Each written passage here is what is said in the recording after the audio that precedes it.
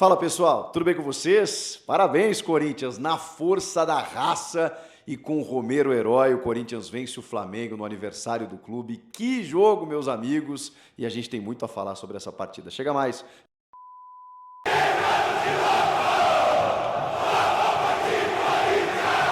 Meus amigos, aniversário de 114 anos, um grande adversário pela frente e a necessidade da vitória. Eu cheguei aqui no estádio e muita gente me perguntava, hoje vai ganhar? Será que o Corinthians consegue vencer hoje? E eu dizia o seguinte, não sei se vai dar para vencer, eu só sei que tem que vencer. O Corinthians tinha que ganhar, de qualquer maneira, de qualquer jeito, de qualquer forma, mesmo se não jogar bem. E sabe o que é melhor? O Corinthians jogou bem, o Corinthians jogou para vencer. Se tinha que ter um vencedor nesta tarde maravilhosa, linda, de céu azul e sol brilhando em São Paulo, tinha que ser o Corinthians. O Corinthians jogou mais que o Flamengo, que tinha vários problemas, é verdade, estava bem desfalcado, mas, cara, olha o meio-campo do Flamengo, do meio para frente, por exemplo. Eric Pulgar, Léo Ortiz ali no meio com Gerson, Bruno Henrique, Luiz Araújo, Pedro voltando.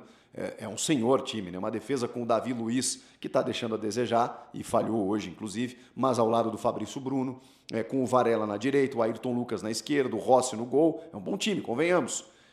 Mas é um time que teve dificuldades. O Flamengo não conseguiu jogar, e muito por mérito do Corinthians. O Corinthians atacou o Flamengo, o Corinthians marcou alto o Flamengo, o Corinthians agrediu o Flamengo, que é um time sempre muito perigoso, mas não conseguia chegar. E aí eu queria começar do começo falando da estrutura tática que o Ramon vem dando para essa equipe e que a gente reclamou nos últimos jogos, porque de vez em quando ele tenta desfazer os três zagueiros. Ele adota a linha de 4, o que eu acho um erro, porque está muito claro que a linha de 3 ela faz muito mais sentido.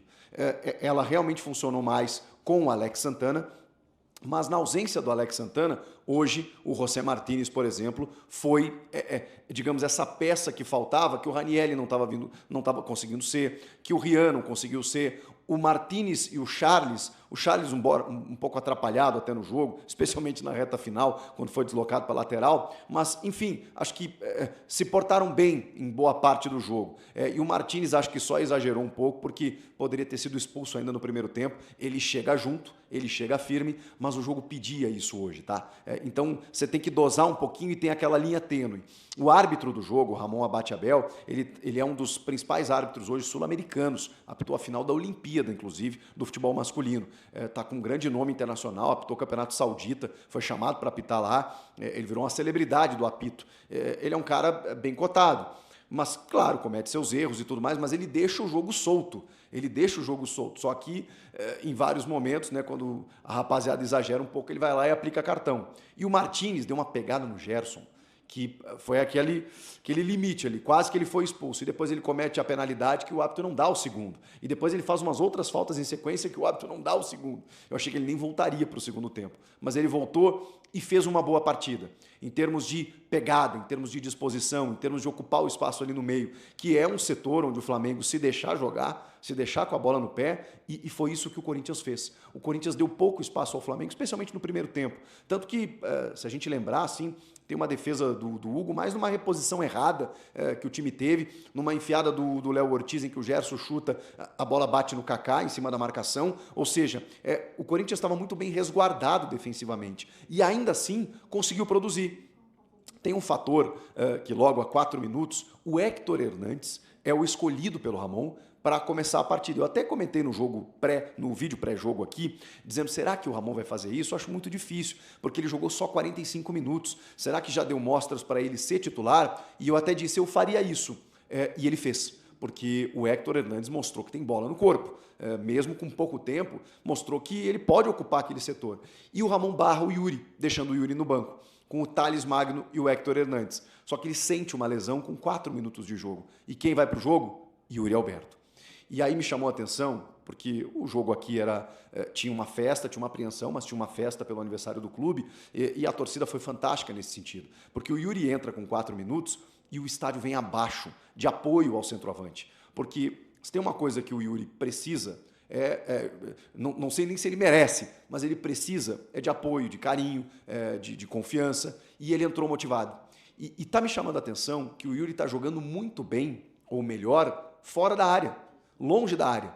quando ele se desloca, quando ele ataca o espaço, quando ele joga a bola no ponto futuro, quando ele sai para tabelar, para construir jogadas. Quando a bola chega para o Yuri resolver, realmente tem sido um problema. Tem sido um problema. Mas veja como saiu o gol hoje. E aí o Yuri entra, o Flamengo, obviamente, estava tentando se soltar, mas quem ficava mais com a bola era o Corinthians. E aí, num erro na intermediária ofensiva do Flamengo, o Corinthians recupera a bola, o Davi Luiz vai dar o bote e erra, e a bola fica para o Yuri na ponta direita. Na ponta direita. Ele não está lá no centro. Quem está lá é o Thales. E ele na ponta direita pega a bola do jeito que ele gosta e vai em direção à linha de fundo. E de novo ele bate o Davi Luiz, porque o Davi Luiz tenta a recuperação, mas o Yuri consegue no jogo de corpo jogar a bola para a linha de fundo e fazer um cruzamento perfeito. E aí o Thales vem no segundo pau, é um contra-ataque, né? E o cabeceio dele é perfeito, porque ele desloca o Rossi. O Rossi está acompanhando a jogada para fazer a defesa e o Thales conscientemente desloca o Rossi para fazer o primeiro gol do Corinthians. Bom, o Félix Torres já tinha marcado um gol, anulado, bem anulado pelo VAR, o que já dava indícios de que o Corinthians estava chegando. Faz o primeiro gol, mas o Flamengo é muito perigoso, né? E até chega de uma maneira muito despropositada, com um erro individual do Corinthians. Eles estavam circulando a bola ali, mas não entravam. Até que num cruzamento o Martínez abre demais o braço. Tem uma dúvida ali se ele estava dentro da área ou fora. Eu confesso para vocês que não me pareceu uma imagem muito conclusiva, mas o pé dele está dentro da área, né? Mas se o braço está fora, não é pênalti, né? Mas, enfim, o Ramon foi chamado no VAR, no vídeo, analisou o vídeo muitas vezes, a imagem muitas vezes, para marcar a penalidade. O fato é que a infração existiu. Eu só estou na dúvida realmente se foi dentro ou fora.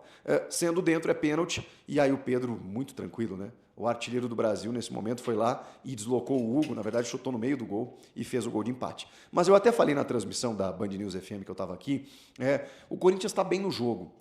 Tem que ver como o Corinthians vai receber esse gol, como vai reagir a esse gol. Porque se entender que foi uma fatalidade e continuar jogando o futebol que está jogando, pode construir mais um gol, mais um resultado. É que está tão difícil do Corinthians fazer um gol que você pensa assim, caramba, vai ter que fazer de novo? Vai. E fez. Mas o gol só saiu no segundo tempo. Vem a segunda etapa e o Tite faz uma modificação que ele coloca o Alcaraz, esse menino argentino aí, não é o tenista, né? Que estava lá no Southampton, emprestado para a Juve, volta no meio de campo e aí ele coloca no lugar do Pulgar e ele recua o Léo Ortiz para fazer a primeira função. O Léo estava fazendo até uma segunda volância, digamos assim, né? Um meio campista até mais avançado. Ele vai para ser primeiro homem, ele foi recuando ao longo do jogo, né? Porque ele se torna primeiro volante e termina o jogo como zagueiro, porque aí o Tite tira o Davi Luiz, que estava, né? Tava realmente entregando a paçoca. E aí o Carlos Alcaraz entra e no primeiro instante ele já faz uma puta jogada, chega na cara do Hugo Souza, que sai muito bem e faz a defesa. E o jogo começou elétrico, né? Porque aí foi lá e cá, pá. E aí você percebia o seguinte, bom, o Flamengo agora vai tentar ficar mais com a bola, coisa que ele não conseguiu no primeiro tempo, e eles têm qualidade para isso, e o Corinthians vai ter que ser efetivo. Quando a bola for construída, quando chegar lá na frente, vai ter que fazer o gol. E aí perdeu um gol com o Matheus Bidu, né? A bola vem na cabeça dele, e ele cabeceou para o chão, assim, a bola quicou e passou por cima, até que veio uma substituição. Uma substituição que é a do Thales Magno. E aí o torcedor se preocupou, porque, poxa vida, começa o jogo com o Hernandes, aí sai, aí entra o Yuri. Aí você olhava para o banco, você fala, Pedro Henrique, Giovani, Coronado, quem é que vai mudar esse jogo? E tinha o Romero. O Romero, vamos combinar, não vinha bem nos últimos jogos, mas são jogos como esse que tornam o Romero uma figura absolutamente ímpar na história do Corinthians. Um cara que pode não ter a melhor qualidade técnica, mas ele, em jogos assim, ele se transforma. Ele consegue ter calma e tranquilidade na frente do goleiro, ele consegue finalizar bem, ele consegue se apresentar, e ele tem essa identificação com o torcedor pela forma como ele entra no jogo. Disposto, concentrado, ativo. E foi o que aconteceu. O passe do Garro, ele busca o Yuri Alberto. Só que a bola se oferece entre o Yuri e o Rossi, acho que dá uma desviadinha no meio, e aí o Romero aparece, se antecipa e toca para o fundo da rede, marcando o segundo gol, para explodir a Neoquímica Arena.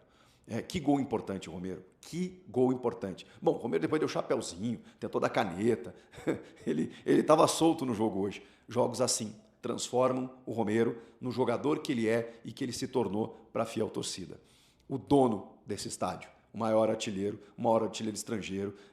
O Romero, aos pouquinhos, né, ele vai deixando a sua marca, ele já deixou a marca, né, mas ele pode estar em jejum, ele pode estar numa fase terrível, vai chegar um jogo assim, ele vai resolver. E resolveu. Mas era cedo, né?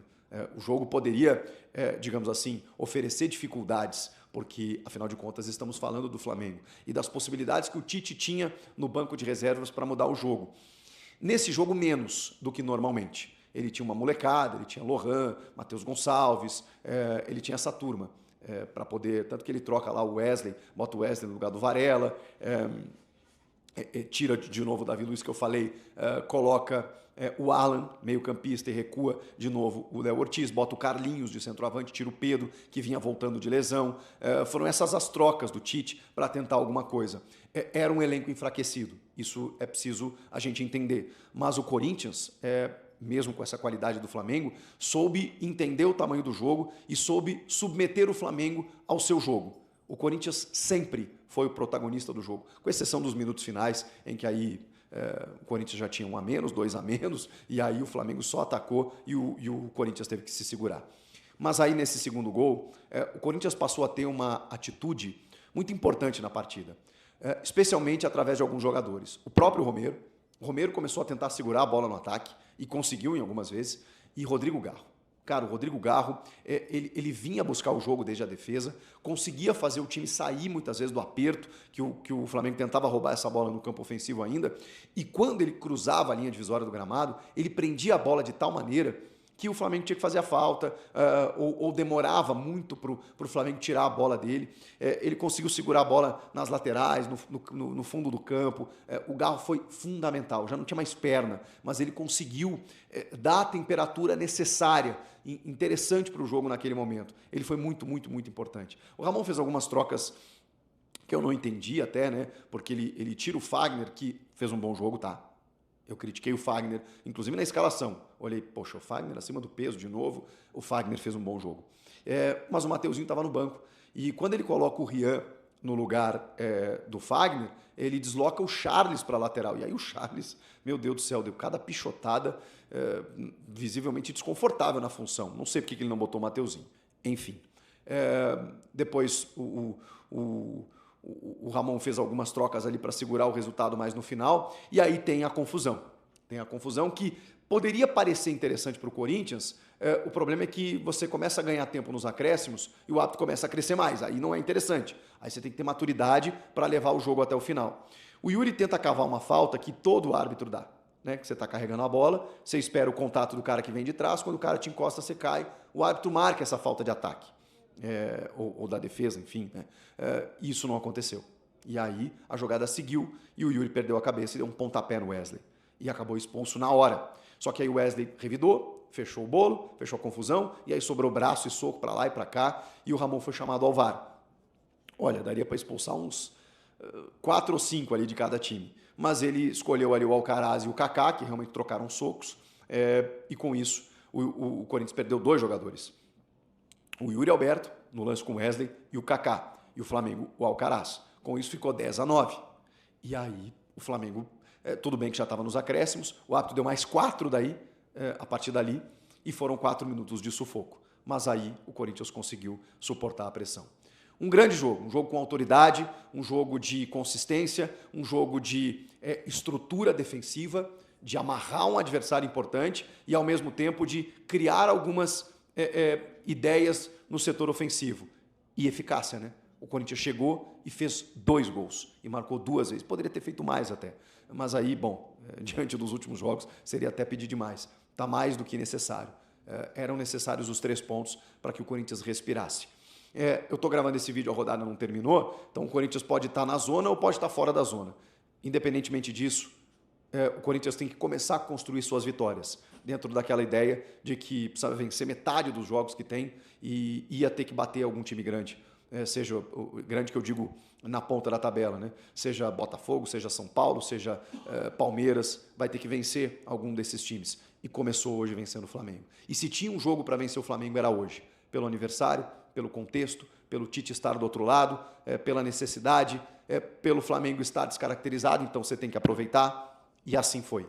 O Corinthians venceu e venceu bem.